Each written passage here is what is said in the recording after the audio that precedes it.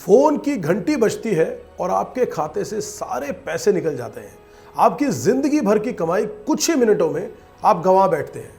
जी हाँ, इस तरह के वाकये लगातार आज भारतीय समाज के अंदर हो रहे हैं। आपको कमोबेश ये बार बार सुनने को मिलते होंगे अपने आस पड़ोस में, समाज में, कि किसी के पास सोशल मीडिया के तहत चलते फ्रॉड हुआ और उसके सारे पैसे उसके अकाउंट से निकाल लिए गए। और अब भारत में ये बात आम हो गई, रोज ऐसी खबरें लगातार सुनने को मिलती हैं। कुछ वेबसाइट की हेडलाइंस देखिए, डिजिटल फ्रॉड भारत में कितने खतरनाक स्तर तक पहुंच चुके हैं। कुछ दिनों में इसके मामले तेजी से बढ़े हैं।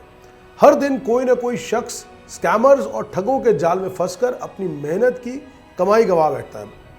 जैसे जैसे डिजिटल लेन देन की लोकप्रियता बढ़ती जा रही है, वैसे ही ऑनलाइन स्कैम भी तेजी से बढ़ रहे हैं। हाल ही में वित्त मंत्रालय ने राज्यसभा में एक रिपोर्ट पेश की, जिसमें पता चला है कि 2024-25 के शुरुआती 10 महीनों में ही डिजिटल फाइनेंशियल फ्रॉड के चलते लोगों ने 4,245 करोड़ रुपए गंवाए हैं। यह रकम बताने में आपको शायद उतनी बड़ी ना लगे, लेकिन जिनको ठगी का शिकार होना पड़ा उनके लिए आप समझ सकते हैं कितनी ज्यादा होगी कि 4,245 करोड़ तो कितने लोगों को ठगा गया होगा इस ऑनलाइन या इस फ्रॉड के जरिए से। किसी ने अपनी बेटी की शादी के लिए पैसे जुटाए होंगे, तो किसी ने अपने बेटे की पढ़ाई के लिए पैसा इकट्ठा किया होगा, और किसी ने हो सकता है कि किसी का सपना हो कि उसने अपना घर बनाना और उसके लिए पैसे जोड़े हो। वहीं अगर हम बात करें साल 2022-23 की, तो 2 मिलियन यानी कि करीब 20 लाख मामले ऐसे सामने आए थे जिनके साथ फ्रॉड हुआ था, जिसमें लोगों ने लगभग 2,537 करोड़ रुपए गंवा दिए थे। वहीं 2023-24 में फाइनेंशियल फ्रॉड के 28 लाख से ज्यादा केस सामने आए, जिसमें स्कैमर्स ने लोगों के खातों से 4,403 करोड़ रुपए उड़ा लिए। इन आंकड़ों से पता चलता है कि साइबर क्राइम का खतरा जिस तरह से लगातार बढ़ता जा रहा है, अभी कुछ ही दिनों में देखा जा रहा है कि साइबर अपराधी नए नए तरीकों से लोगों को अपना शिकार बना रहे हैं। उनमें से एक तरीका है साइबर ठग। अब लोगों को डिजिटल अरेस्ट स्कैम में फंसाकर उनको डराते धमकाते हैं, उन पर मनी लॉन्ड्रिंग, ड्रग्स और अवैध गतिविधियों में शामिल होने का आरोप लगाते हैं। इसके बाद उनकी सारी मेहनत की कमाई लूट लेते हैं। डिजिटल अरेस्ट एक साइबर स्कैम है। डिजिटल अरेस्ट स्कैम में फोन करने वाले आपको वीडियो कॉल करते हैं और कभी आपको पुलिस, कभी सीबीआई, कभी नारकोटिक्स, आरबीआई और दिल्ली या मुंबई पुलिस अधिकारी बनकर आपसे आत्मविश्वास से बात करते हैं। व्हाट्सएप या स्काइप कॉल पर जब कनेक्ट करते हैं तो आपको फर्जी अधिकारी एकदम असली लगता है। वो लोग आपको इमोशनली और मेंटली टॉर्चर करते हैं, यकीन दिलाते हैं कि उनके परिजन के साथ कुछ बुरा हो सकता है या होने वाला है। सामने बैठा कोई भी शख्स पुलिस की वर्दी में होता है। ऐसे में ज्यादातर लोग डर जाते हैं, क्योंकि उनको लगता है कि ऐसा कभी हुआ नहीं, तो वो इस बात को सच मान लेते हैं और उनके जाल में ऐसे ही फंसते चले जाते हैं। अगर इसको आसान भाषा में कहा जाए तो डिजिटल अरेस्ट में फर्जी सरकारी अधिकारी बनकर वीडियो कॉल के माध्यम से लोगों को डरा धमकाकर उनसे बड़ी रकम वसूल की जाती है। हालांकि ऐसा नहीं है कि सरकार ने इस फ्रॉड को रोकने की कोशिश नहीं की। राज्यसभा में पेश की गई एक रिपोर्ट में यह भी बताया गया कि सरकार साइबर फ्रॉड रोकने के लिए कई जरूरी कदम उठा रही है, जिससे अब तक 4,386 करोड़ रुपए की धनराशि को बचाया भी जा चुका है।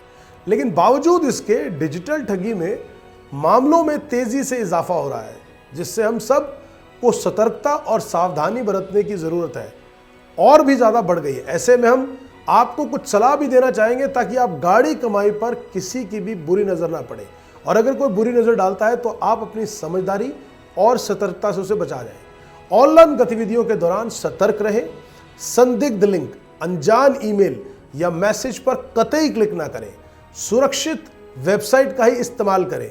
ऑनलाइन खरीदारी या बैंकिंग के लिए हमेशा विश्वसनीय और सुरक्षित वेबसाइट्स का ही इस्तेमाल करें। यूआरएल में HTTPS और ताले का निशान जांचें।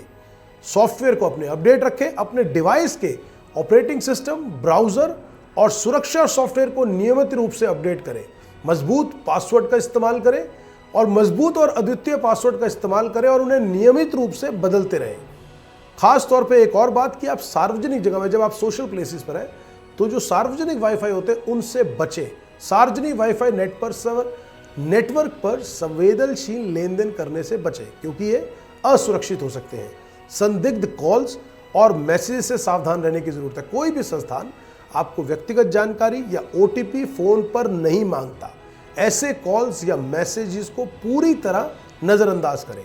साइबर अपराध की रिपोर्टिंग, अब अगर हम बात करें कि इस पहलू पर अगर आप ठगी का शिकार होते हैं तो तुरंत साइबर क्राइम हेल्पलाइन नंबर 1930 पर कॉल करें या स्थानीय साइबर सेल में शिकायत करें।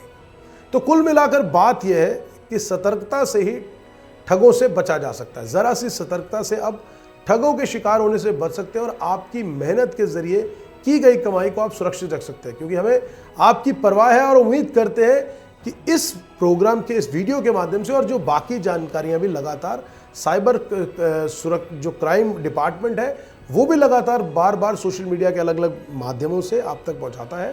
तो आप उन जानकारियों को समझिए, और अगर इस तरह का कोई साइबर स्कैम आपके साथ करने की कोशिश करता है, कोई वीडियो कॉल करता है और आपको साइबर अरेस्ट करने की कोशिश करता है, तो बिल्कुल भी घबराने की जरूरत नहीं है। फ़ोन स्विच ऑफ करके उनके नंबर्स के साथ आप साइबर क्राइम सेल में रिपोर्ट कर सकते हैं, ताकि उनकी लोकेशन ट्रेस करके और उनके नंबर को डिटेन किया जा सके, नंबर ट्रैक किया जा सके, क्योंकि कौन लोग हैं जो इस तरह की कॉल्स करके लोगों को गुमराह करके उनसे पैसे हटने का काम करते हैं।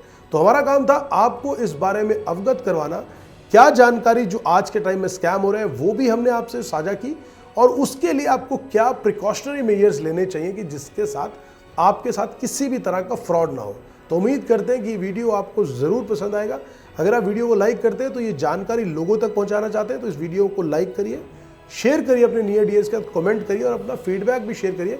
क्या आपके साथ इस तरह का अगर कोई वाकया हो तो किस तरह का वाकया था, ताकि वो लोगों की नॉलेज को अपग्रेड कर सके कि आजकल किस किस तरह के साइबर क्राइम से फ्रॉड चल रहे हैं।